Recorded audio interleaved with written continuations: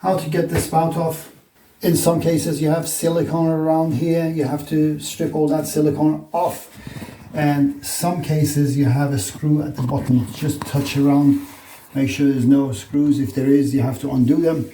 In my case there is nothing, you just turn that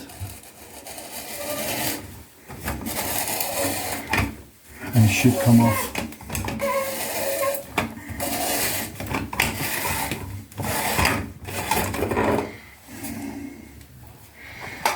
And that's it. And that's your old spout. You can put a new spout there. And that's it.